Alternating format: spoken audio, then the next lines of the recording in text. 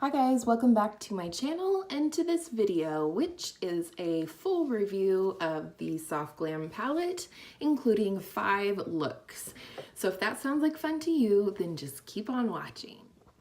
So I had told you guys before, I think, that I ordered the Soft Glam. I was really struggling about whether or not to purchase this palette because I do own the Modern Renaissance, which is, you know, kind of similar, but I just sat on it and finally I just ordered it.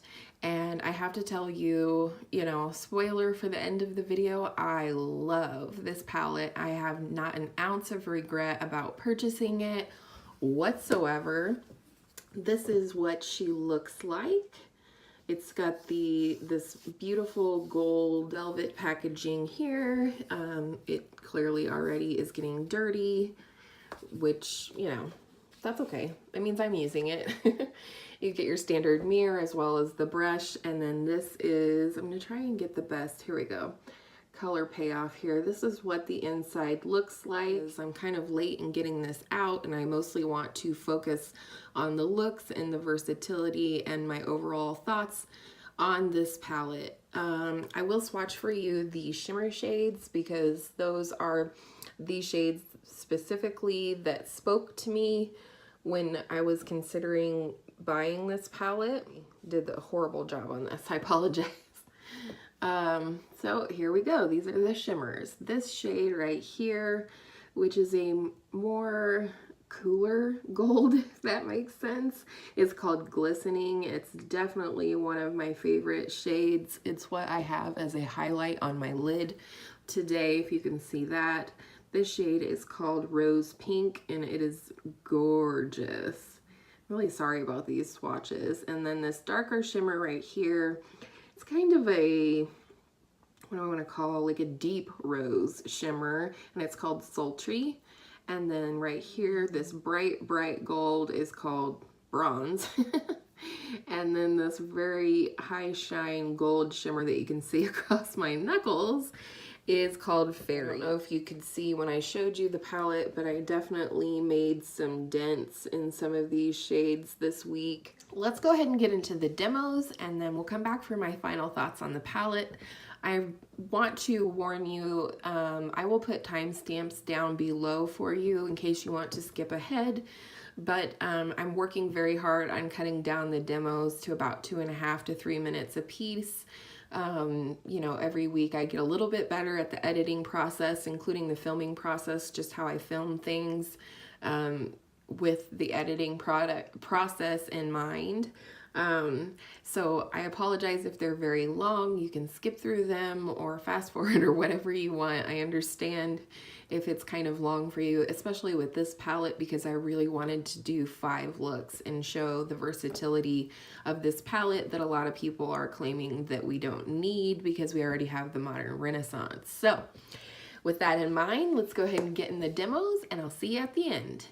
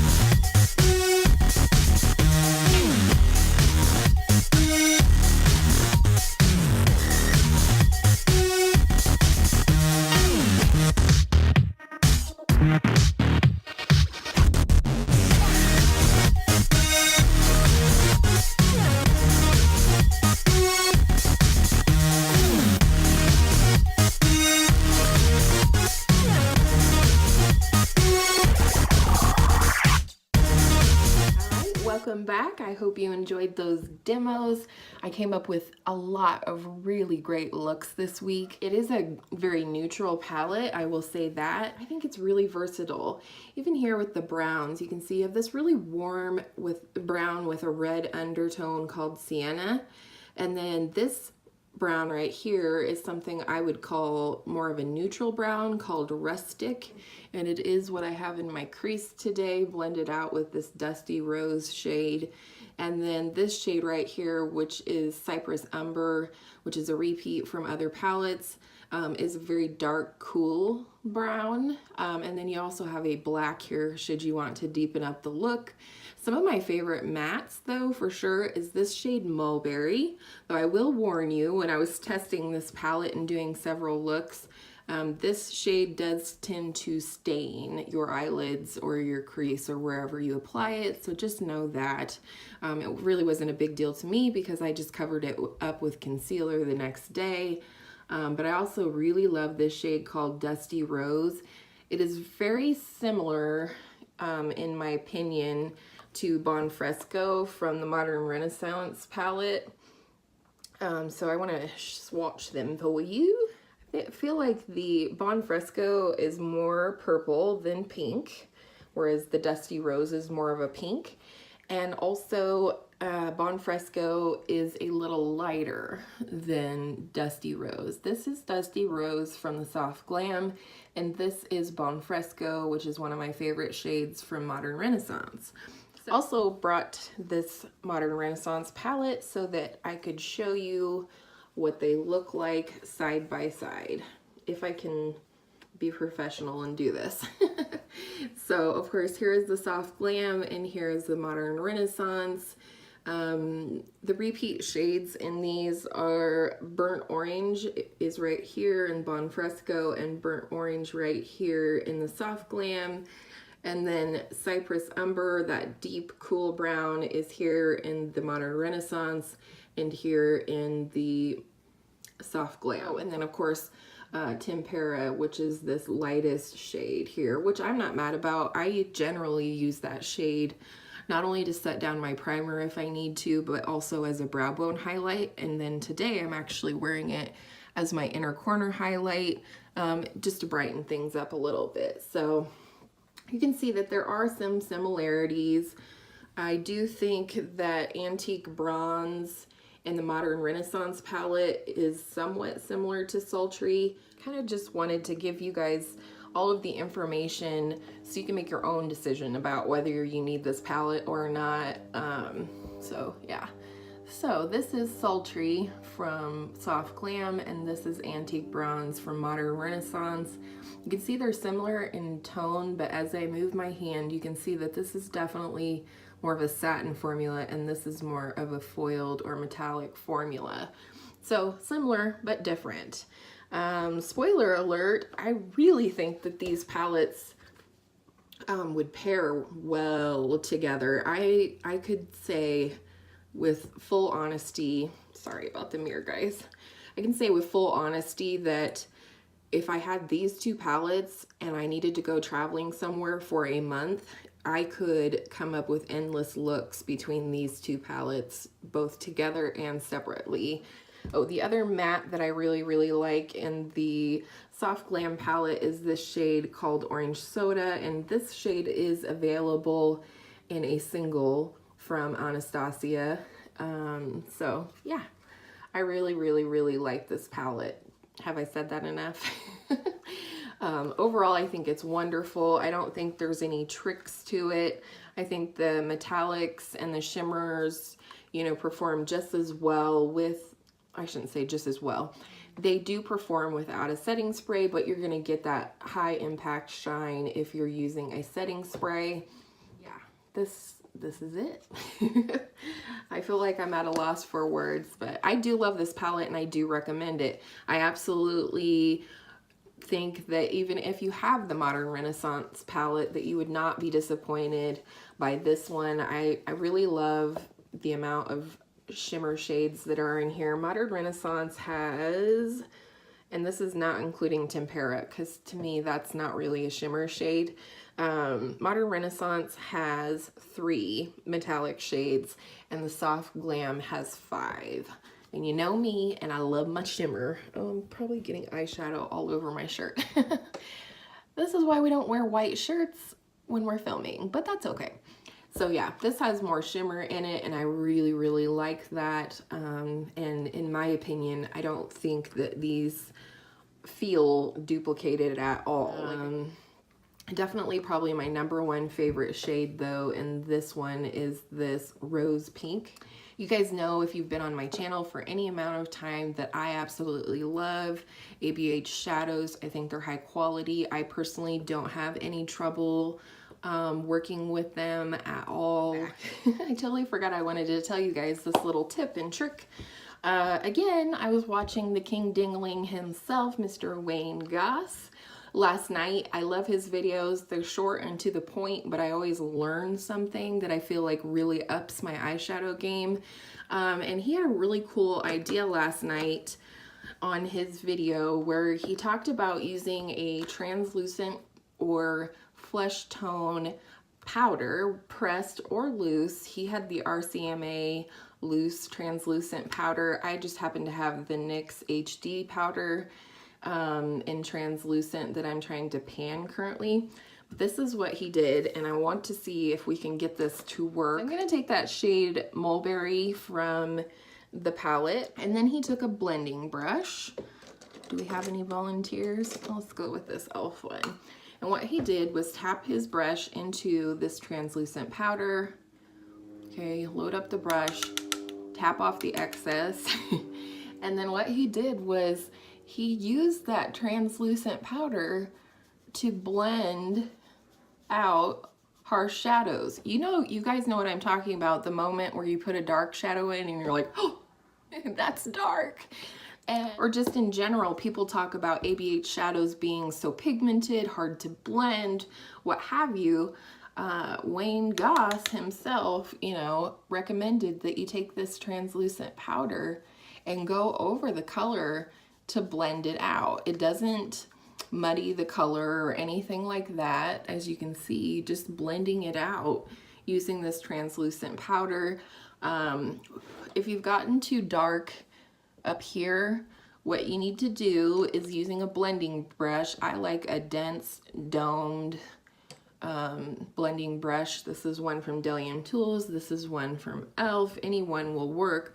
But let's say, like in my Pure BoxyCharm demos, that I got a little dark. All you do is take this translucent powder, start up under your brow where you don't have shadow, and work down using the translucent powder, a bone-colored eyeshadow, a flesh-colored pressed powder, loose powder, whatever you have in your collection.